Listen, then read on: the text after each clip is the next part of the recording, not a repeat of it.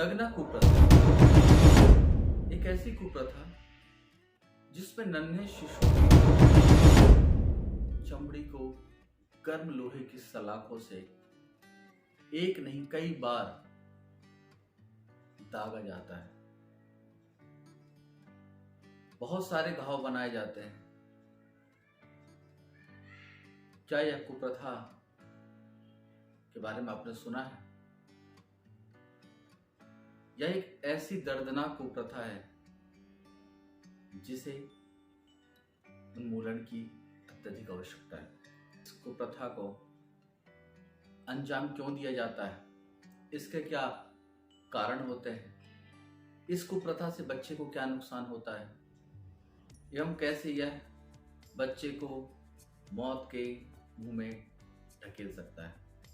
साथियों, मैं हूं डॉक्टर सुनील हदगल, शिशु रोग विशेषज्ञ, और आपका स्वागत करता हूं आज मैं इस वीडियो में, जो कि बहुत ही खास मध्य प्रदेश के अधिकांश आदिवासी बहुल क्षेत्र में यह दगना कुप्रथा प्रचलित है। यह एक ऐसी कुप्रथा है जिसमें नन्हे शिशु के चमड़ी को गर्म लोहे की सलाखों से जला दिया जाता है, उसमें घाव दिए जाते हैं। आश्चर्य करने वाली बात यह है कि इस कुप्रथा को खुद ही बच्चे के माता पिता, उसके परिजन, वे खुद ही इसको बढ़ावा देते हैं। गांव में जो भी दाइयां रहती हैं उनके द्वारा, या कुछ लोग होते हैं जो इस तरह की दगने में अपने आप को माहिर कहते हैं और वो इस कुकृत्य को अंजाम देते हैं, और उन्हें इस बात का एहसास भी नहीं होता कि वह कितनी पीड़ा दे रहे हैं उस नन्हे शिशु को, जो कि एक अबोध बालक है या अबोध बालिका है। उपचार के नाम पे, अंधविश्वास के नाम पे कितनी दर्दनाक यह प्रथा है, इसके बारे में आज हम विस्तार से जानेंगे। इस तरह के बच्चे जब भी हमारे पास आते हैं, हम उनके माता पिता से बात करते हैं, उनके परिजनों से बात करते हैं कि आखिर उन्होंने ऐसा किया क्यों या ऐसा क्यों करने दिया। अधिकांशतः परिजनों का जवाब होता है कि बच्चे का पेट फूल रहा था, या उसकी सांस तेज चल रही थी, या उसे दस्त हो रहे थे, इसलिए हमने उसके पेट को अकवा दिया ताकि उसका उपचार हो सके।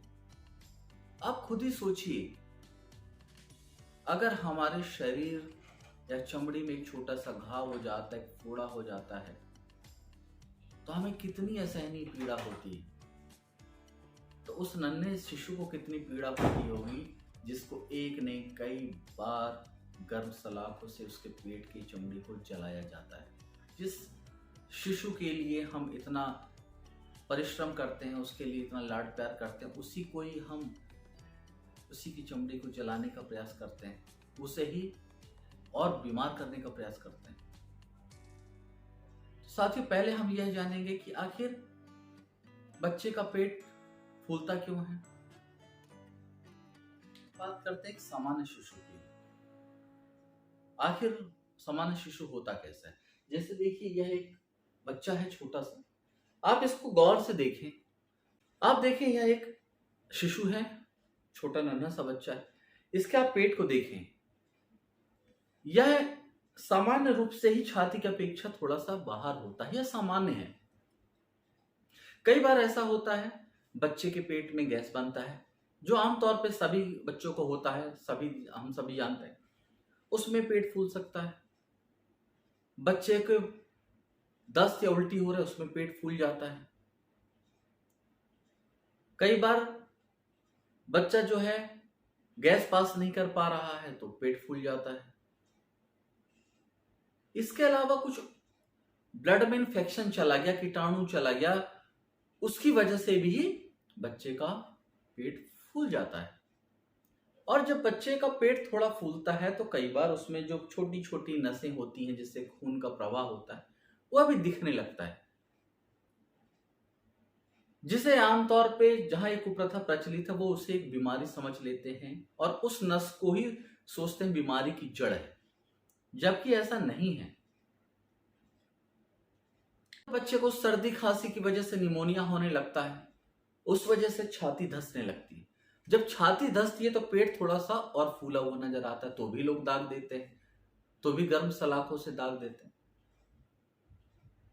देखिए, शिशु जो नन्हा बच्चा है, उसकी बीमारी से लड़ने की जो प्रतिरोधक क्षमता है वह पहले से ही कम रहती है।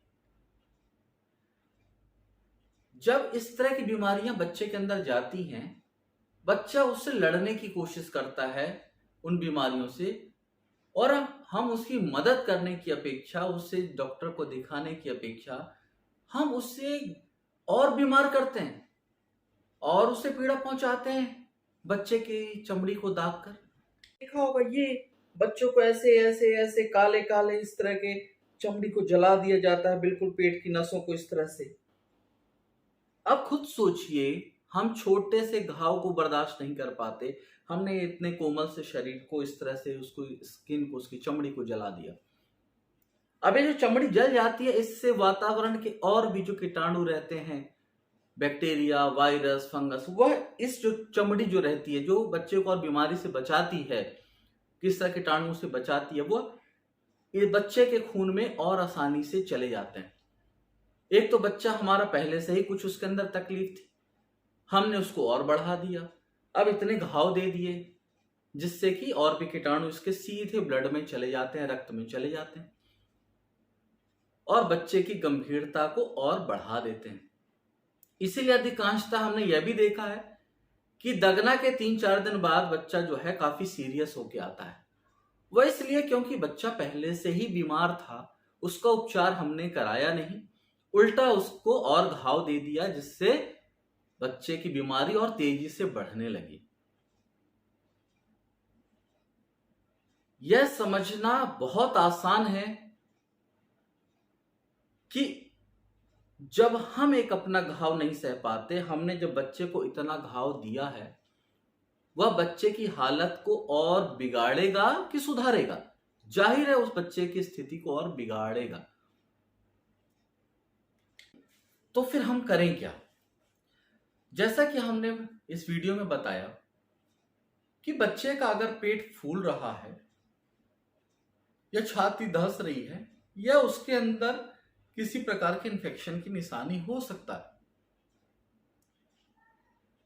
तो हमें बिना विलंब के ही अपने डॉक्टर से संपर्क करना चाहिए, हॉस्पिटल जाना चाहिए, बच्चे का समय रहते उपचार कराना चाहिए। अगर हम समय रहते हॉस्पिटल जाते हैं, अस्पताल जाते हैं, तो जो बीमारी अभी बच्चे के अंदर प्रवेश की है, बच्चा गंभीर नहीं हुआ है, उसको ठीक करना कितना आसान हो जाएगा।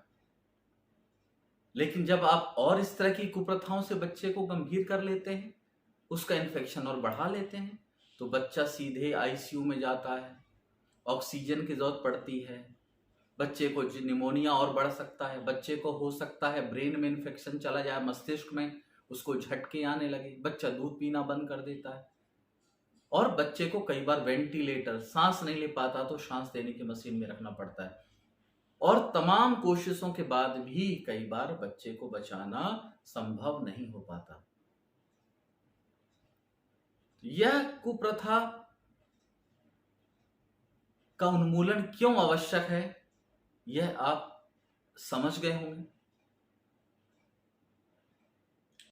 जब भी बच्चे को ऐसी समस्या आपको लगे कि उसका पेट फूल रहा है या सांस में तकलीफ हो रही है, बिना विलंब के आप अपने स्वास्थ्य कार्यकर्ता, किसी भी हेल्थ ऑफिसर्स, नर्स, डॉक्टर्स, इनसे आप संपर्क कर सकते हैं। यह एक जागरूकता का विषय है कि इस कुप्रथा को हम कैसे अब खत्म करना चाहिए या खत्म कर सकते हैं। दगना कुप्रथा एक दंडनीय अपराध है। हम सबकी नैतिक जिम्मेदारी बनती है कि हमें इसे अपने घर से, अपने मोहल्ले से, अपने गांव से, अपने जिले से, अपने प्रदेश से इसको पूर्णतः खत्म करें, ताकि हमारे नन्हे शिशु की किलकारियां हमेशा गूंजती रहे, ना कि वह हमारे इस तरह के कुप्रचारों, कुप्रथाओं से बच्चे बीमार पड़े। आइए हम सब मिलके समाज में यह जागरूकता अभियान भी फैलाएं, लोगों को जागृत करें, उन्हें समझाइश दें ताकि वह इस कुचक्र से बाहर आ सकें।